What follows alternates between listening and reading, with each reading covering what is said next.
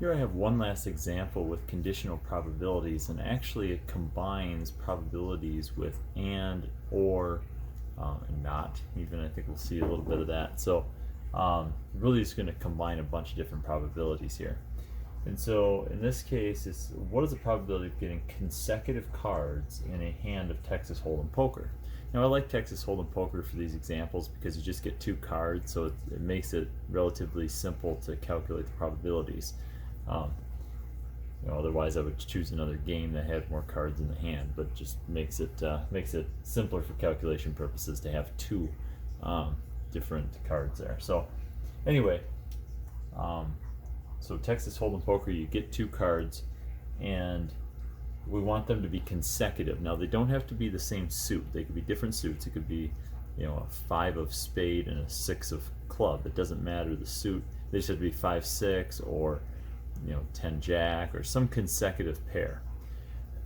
And so you have to think about, if you were dealt the first card. So it's dependent upon each hand is dependent upon what the first card is, then what the second card is. So the first card, let's say you were dealt a 10 of spade, then the second card could either be a 9 of any suit or a jack of any suit in order to be consecutive. So there's really 8 different options, right? There are 4 9s, 4 jacks.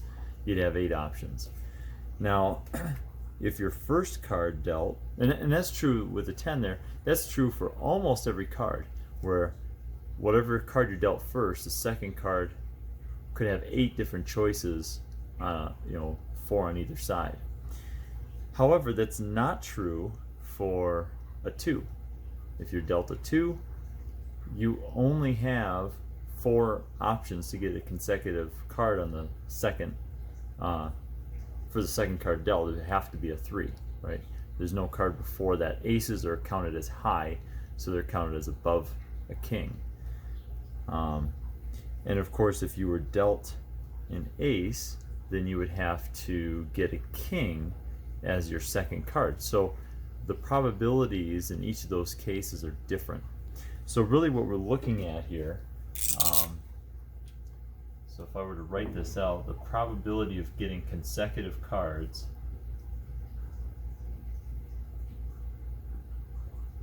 is equal to the probability of getting a 2, then a 3. How would I want to write that? It's really a bunch of or statements. You could get a 2, then a 3, or you could get, a 3, then a 2, or a 3, then a 4, or you could get a 4, then a 3, then a 4, or a 4, then a 5. You could do all these different or statements, right? However, most of them, like I said, if you're dealt a card other than a 2 or an ace, they're all going to be the same. So we'll group them together. And then the 2 and the ace are kind of 2 separate cases. So you could do the 2, then the 3, or an ace, then a king, right? So if you were dealt an ace, you'd have to be dealt a king as a second card. So that's its own probability. Or any other combination of consecutives, right? So a first card, if a first card is not a 2 or an ace, then all the rest of the probabilities are the same. So, or I don't know, what should I say? Not 2 or ace, then, I don't know how to say it. One up or one down, then a consecutive. I'll squeeze it in there, something like that, consecutive. So there's lots of different things going on here, right? Lots of ors, ands, nots, all that stuff. So what I would actually say is I would calculate each of these groupings separately, and because it's an or statement, these are ors, you add them together, right? These are mutually exclusive events. There's no intersection, right? I can't have both a 2, then a 3, and an ace and a king, because I only get 2 cards. So these are mutually exclusive events. So you would add them up, and you don't have to worry about the intersection to subtract off, because the intersection of these is empty. There's no way to get, all of these together, or multiple of these together. So I'm looking at the probability of 2, then a 3. Well, the probability of getting a 2, then a 3 is the probability of getting a 2 multiplied by the probability of getting a 3 given a 2, right? That's your probability of both. 2, then a 3. This is kind of like your and, 2 and 3, okay? So it's probability of getting a 2 multiplied by the probability of getting a 3 given a 2. And so the probability of getting a 2, well, there's 4 2s in the deck. So if the first card is a 2, that's 4 out of 52 chance, or 4 out of 52 probability. And the probability of getting a 3 given a 2, well, if you already assume that the 2 has been laid out, there's only 51 cards left in the deck, there are still 4 3s left over. So it's a 4 out of 51 chance, okay?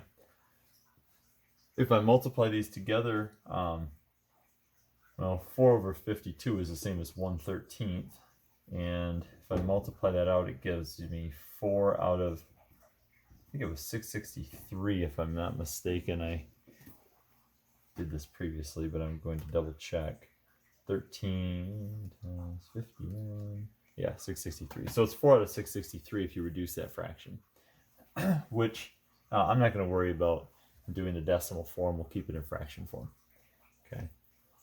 Now, let's look at the ace, then king. Let's see, the probability of getting an ace, then a king, is the probability of getting the ace multiplied by the probability of getting a king, given that the ace was already dealt, okay? Ironically, this is exactly the same probability as the previous with the 2 and the 3. There are 4 kings in the deck for the first card out of 52. Once that king is dealt, there's 51 cards left, but still 4 king, or I'm sorry, I said that backwards. There are 4 aces in the deck. Once that ace is dealt out, then there's only 51 cards left in order to choose from to get the king. So there's a 4 in 51 chance of getting the king once the ace has been dealt. And that again will give us 4 out of 663 when I reduce the fraction. Okay. So that gives us our first 2. Now the third situation is any other card, like a 10 or a 5, and then you just have to get the consecutive card, okay?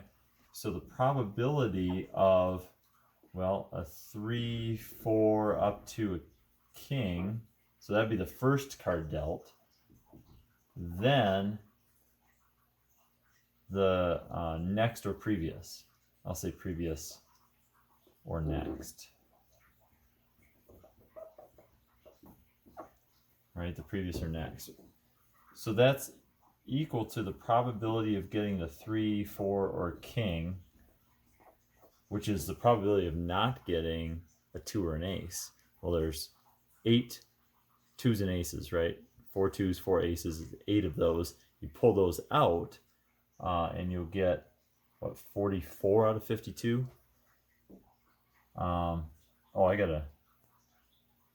Okay, well, okay, I just calculated something. I'm not ready to calculate. Hold on to that thought.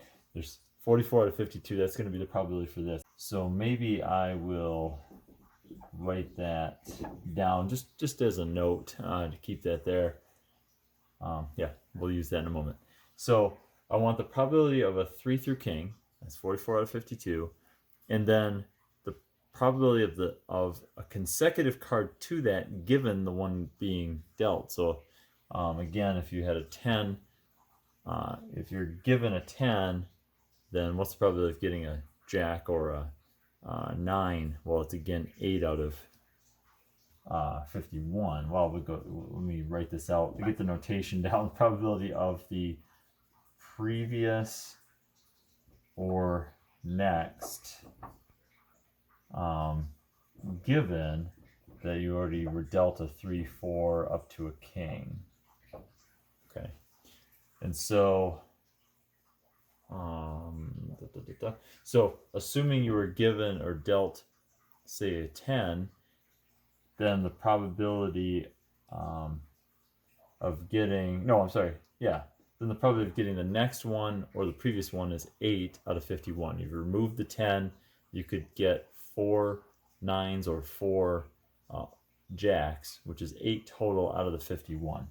So what I really want, so this is 8 out of 51 here. So let me take these two probabilities, put them together over here and multiply them. That's 44 out of 52 times 8 out of 51. And that one I actually don't recall. 44 out of 52. That's 88 out of 663. Okay, so it's 88 out of 663 for that. Okay, so now that gives me a bunch of conditional probabilities, and then to get the final probability of getting consecutive cards, I just have to add all these cases together, right? So I have to add the case where I get a 2 then a 3, an ace then a king, and basically any other combination that would work out. And that would be, so the probability of consecutive cards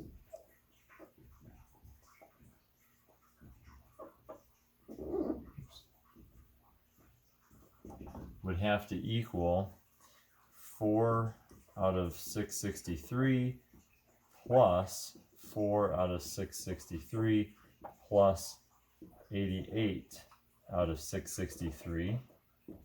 And denominator, ironically, is common here. So I just add up the numerators. That's 96 out of 663.